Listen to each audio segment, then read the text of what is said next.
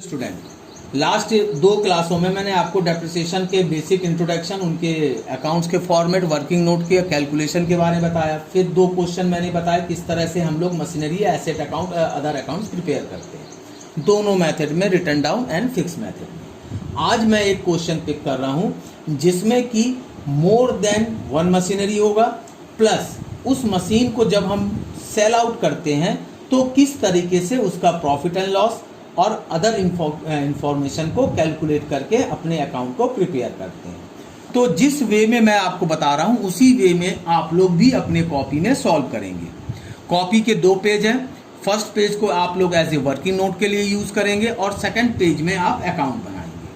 तो जैसे जैसे क्वेश्चन पढ़ेंगे वर्किंग नोट के हिसाब से उसको समराइज करते जाएंगे, जिसमें कि आपको बार बार क्वेश्चन रीड करने की जरूरत ना रहे। जैसे यहाँ पे दिया गया है, ए फर्म, जो क्वेश्चन मैंने आपको दिया है, a firm purchase 5 machine on 1 April 2014 for 1 lakh, each costing 20,000।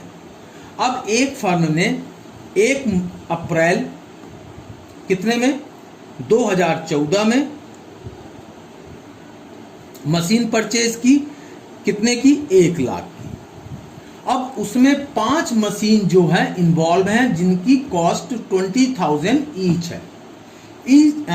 Depreciation is charge 20% at the rate 20% per annum on the original cost. Original cost का मतलब होता है फिक्स मेथड से कैलकुलेट करना है। रेट कितना है आपका, 20% है।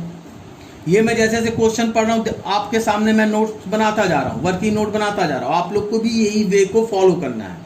द अकाउंट्स आर क्लोज 31 दिसंबर, यानी हम कैलेंडर ईयर को फॉलो कर रहे हैं। On 1 October 2016 1 machinery was fully destroy, ठीक है, is an accident and 9,000 could be received from the insurance company. अब ये कह रहा है कि इसमें से एक मशीन जो है आपका 1 अक्टूबर 2016 में खराब हो जाती, यानी 1 लाख में से अब इसके हम 2 टुकड़े कर दिए। मशीन नंबर ए, ये मशीन 20,000 की थी क्योंकि 1 लाख में 5 मशीनें हैं। अब ये मशीन जो है 1 अक्टूबर 16 में डिस्ट्रॉय हो रही है। इंश्योरेंस कंपनी हमको उसके बदले में 9,000 रुपए पे कर रही है। आगे कहता on the same date An old machine was purchased 10,000 and 2,000 were spent overhauling के लिए 2,000। इसी डेट में यानी कि 1 अक्टूबर में 16 में उसने एक मशीन परचेज की 10,000 की और उसमें 2,000 रुपए ओवरऑलिंग कॉस्ट आ गई, खर्चा आ गया। तो हमेशा याद रखेंगे जब भी मशीन हम खरीदेंगे तो उसमें जो भी खर्चे होंगे वो उसके कॉस्ट में ऐड हो जाएगा। तो पहले मशीन का पहला पार्ट हमने 20,000 अलग कर दिया, जिसको 1 अक्टूबर में 9,000 में इंश्योरेंस कंपनी हमको पे करी, डिस्ट्रॉय हो गई। अब मशीन फर्स्ट के 2 हिस्से कर लिए, जो एक सेल आउट हो रहा है और जो सेल आउट नहीं हो रहा है। तो 1 लाख में से 20,000 चला गया, तो यानी 80,000, यानी 4 मशीन का हमने एक दूसरा टुकड़ा तैयार कर लिया। अब ये जो 12,000 का जो अक्टूबर वाली मशीन, ये आपकी मशीन नंबर क्या बन गया, सी बन गया। आपको यहाँ पे 3 साल का अकाउंट बनाना है। अब हम डेप्रिसिएशन कैलकुलेट करेंगे। मशीन नंबर ए जो हमने उसको 20,000 में ब्रेक कर दिया है, तो उसका 20%, दैट मीन्स 4,000 रुपए। फिर मशीन नंबर बी, 1 लाख में से 20,000 माइनस करने के बाद 80,000 बचे थे, उसका 20%, तो कितना आ जाएगा, 16,000।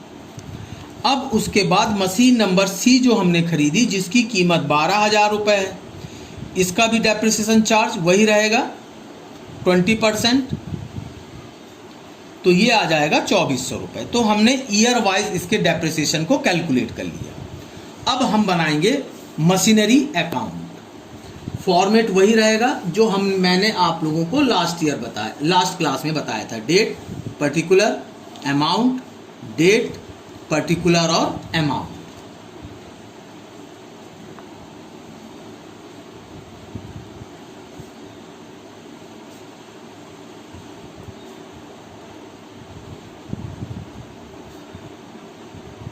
अमाउंट हो गया।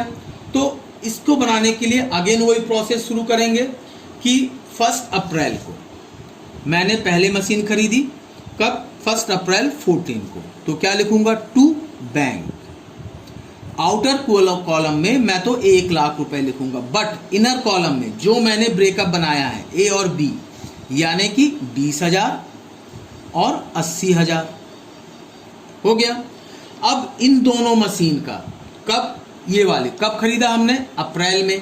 तो जैसे मैंने बताया था कि जब हम मशीनरी परचेज करते हैं तो डेप्रिसिएशन कैलकुलेट करने के लिए हम लोग क्या करते हैं? परचेज डेट से ईयर एंडिंग तक कैलकुलेट करते हैं। तो अप्रैल से अगर दिसंबर तक गिनेंगे, अप्रैल, मई, जून, जुलाई, अगस्त, सितंबर, अक्टूबर, नवंबर, दिसंबर, तो कितने महीने होते? 9 महीने। तो फर्स्ट मशीन ए का जो डेप्रिसिएशन आया 4,000, उसका 9 महीने का निकालेंगे। 9 महीने का मतलब 9/12। तो 3 3 जा 9, 3 4 जा 12, 4 से कैंसिल करेंगे तो कितना आ जाएगा? 3,000। फिर इसी तरह से इसको कैलकुलेट करेंगे 16,000 को 9/12। तो इसका जो डेप्रिसिएशन अगेन वही आएगा, 3 3 जा 9, 3 4 जा, और इसको कैंसिल करेंगे तो 4,000, यानी टोटल कितना आ जाएगा? 12,000। तो ये 9 महीने का कैलकुलेट हो गया। किसका? ए और बी का। तो यहां मैं डेट डालूंगा ईयर एंडिंग का 31 दिसंबर 14 बाई बैलेंस डेप्रिसिएशन। तो ए का अलग, बी का अलग। आप लोग भी बुक्स कॉपी में ऐसे ही डालेंगे जैसे मैं डाल रहा हूं। तो ए का डेप्रिसिएशन कितना आया? 3,000। बी का डेप्रिसिएशन कितना आया? 12,000। इन दोनों का टोटल मैं डाल दूंगा आउटर कॉलम में 15,000। अब बाई बैलेंस, अगेन ए का अलग और बी का अलग। तो फर्स्ट ईयर का जो मैं बैलेंस निकालूंगा, कैसे निकालूंगा? ए का टोटल अमाउंट कितना? Purchasing value 20,000। 20,000 में से 3,000 डेप्रिसिएशन माइनस हो जाएगा तो कितना बचेगा? 17,000। इसी तरह से बी का कॉस्ट कितनी है? 80,000। 80,000 में से 12,000 मैं माइनस कर दूंगा तो कितना बचेगा? 80 में से 10 गया, बचा 70। 70 में से 2 गया तो 68,000। तो ये मेरा क्या आ गया? बैलेंसिंग अमाउंट आ गया। तो यहां पे लिख दूंगा 17,000 ए के सामने और इसके सामने 68,000।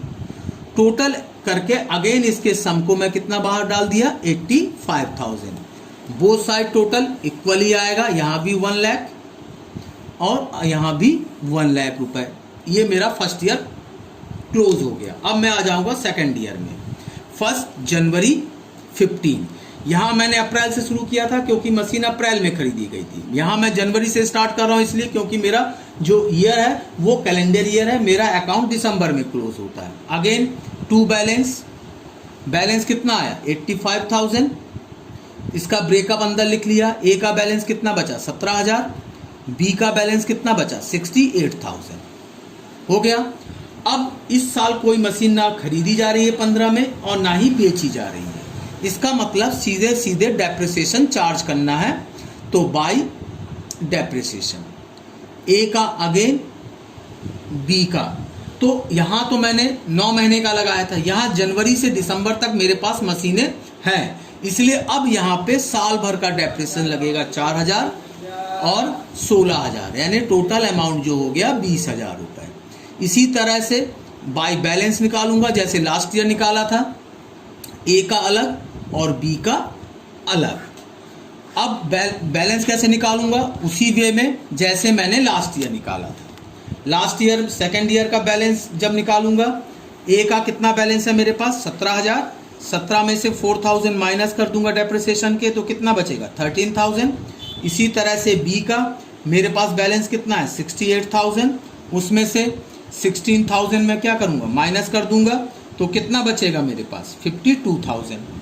अब यही बैलेंस मैं यहां लिख दूंगा 13,000 एंड 52,000। इन दोनों को सम करूंगा और सम करने के बाद कितना बैलेंस आ जाएगा मेरा? 65,000। अगेन टोटल करूंगा तो बोथ साइड का टोटल इक्वल आएगा 85,000 एंड 85,000। अब बारी आती है थर्ड ईयर की। 1 January again year beginning, to balance, A का अलग और बी का अलग।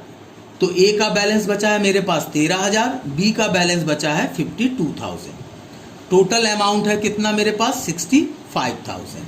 अब 16 में फर्स्ट नंबर मशीन जो 20,000 की है वो डिस्ट्रॉय हो रही है, कब? अक्टूबर में। तो सबसे पहले मैं उसी की एंट्री लिखूंगा 1/10/16। तो बाई इंश्योरेंस कंपनी, क्योंकि इंश्योरेंस कंपनी मुझे पैसा दे रही है, कितना दे रही है? 9,000 रुपये। अब यहाँ जो है मशीन मेरे पास थर्ड ईयर में अक्टूबर 1 तक, मतलब यहाँ पे भी मुझे ए का जो डेप्रिसिएशन निकालूंगा, क्योंकि 9 महीने तक तो मैंने मशीन यूज़ की, तो 4,000 उसका टोटल होल ईयर का डेप्रिसिएशन है। अगर जनवरी से सितंबर तक 1 अक्टूबर को बेच रहा है तो अगेन 9/12, तो कितना आ जाएगा? 3,000 रुपये। तो इसका जो डेप्रिसिएशन लगेगा मशीन नंबर ए का बाई डेप्रिसिएशन ए का कितना आ जाएगा? 3,000 रुपये। अब यहाँ निकालूंगा बाई प्रॉफिट एंड लॉस, किसका? ए का। तो ए का प्रॉफिट एंड लॉस कैसे निकालूंगा? मशीन की जो मेरी कॉस्ट है वो 13,000 रुपये थी, माइनस 9,000 में मैंने सेल आउट किया, 3,000 मेरा डेप्रिसिएशन है। अब इन दोनों को प्लस करके 13 में से माइनस कर दो, 9 3 12, 13 कॉस्ट ज़्यादा है, मतलब 1,000 का मुझे क्या हो जाएगा? लॉस हो जाएगा। तो 1,000 लॉस मैं यहाँ डाल दूंगा। अगर प्रॉफिट होता तो वो डीआर में आ जाता। अब उसी डेट को मैंने एक मशीन परचेज की है 16 में, अगेन वही परचेजिंग की entry to bank, machine number C, कितने की मशीन है? आपकी 12,000 की। अब पहली मशीन डिस्पोज हो गई, खत्म हो गई। अब मैं 31 दिसंबर का डेट डालूंगा बाई डेप्रिसिएशन। अब मशीन नंबर 1 खत्म हो गया, तो बचा कौन कौन सा? बी और सी। बी का तो डेप्रिसिएशन मुझे मालूम है, ईयरली डेप्रिसिएशन 16,000 है। अब जो सी नंबर मशीन है मैंने अक्टूबर में परचेज किया, तो उसका फर्स्ट ईयर का डेप्रिसिएशन कैसे कैलकुलेट करूंगा? 2400 इंटू कब खरीदा? अक्टूबर, नवंबर, दिसंबर, दैट मीन्स 3 मंथ का। तो डेप्रिसिएशन कितना आ जाएगा? 600 रुपए। तो ये 600 रुपए इसका डेप्रिसिएशन किसका हो जाएगा? सी का। अब टोटल करके डाल दूंगा तो कितना आ जाएगा? 16,600। अगेन बाई बैलेंस, किसका? बी का एंड सी का। अब थर्ड ईयर का जो मैं बैलेंस निकालूंगा बी का, मेरे पास जो बैलेंस पड़ा है वो 52,000 है, उसमें से 16,000 में माइनस कर दूंगा तो कितना बचेगा? 36,000। इसी तरह से सी का, मशीन की कीमत कितनी है? 12,600 रुपये, उसमें से डेप्रिसिएशन माइनस होगा तो 11,400। तो मैं यहाँ डाल दूंगा 36,000 एंड 11,400, इनको सम करके कितना आ जाएगा? 47,400।